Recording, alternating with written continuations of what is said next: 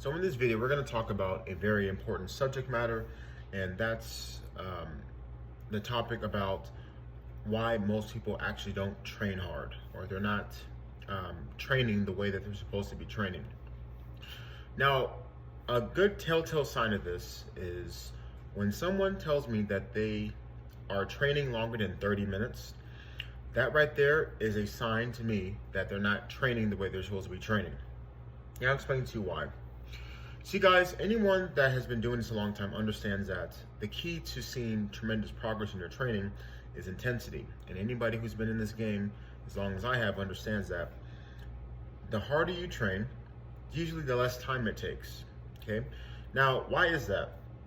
Well, number one, if you're employing a model of training where you're focusing tremendously on increasing the time under tension, where you're focusing on training to failure, you're including progressive overload, you're doing your supersets, drop sets, you're really trying to fatigue the muscle and fatigue the body as a whole, you're getting cardiovascular work simultaneously, and you're picking higher return on investment exercises to really maximize your strength building efforts.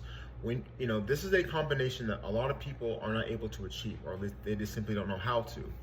So when you combine all these things, naturally what's going to happen is you're going to get to that 30-minute mark, or even before then, and feel pretty tapped out. Now, people are going to think that, well, that doesn't sound like it's the most optimal, because everywhere I hear you're supposed to work out for an hour. Yes, you're supposed to exercise for an hour. Okay, I'll say it again. When you hear these recommendations, it says 1 hour of exercise. Okay, but what's exercise? Exercise is when you just go through the motions, you're moving your body, right? There isn't any matrices to check off the list, and remember, this is talking to the average individual, okay? Unfortunately, an hour of exercise isn't enough, because there's more nuance that goes into it, okay? There's exercising, there's working out, and there's training, okay? What I'm talking about is what's most optimal, and that's training, meaning following a specific regimen, a program with the intention to stimulate muscle mass while getting the heart rate up at the same time. Now, why is that important? Because when you have that dichotomy, that's how you stimulate that metabolism, okay?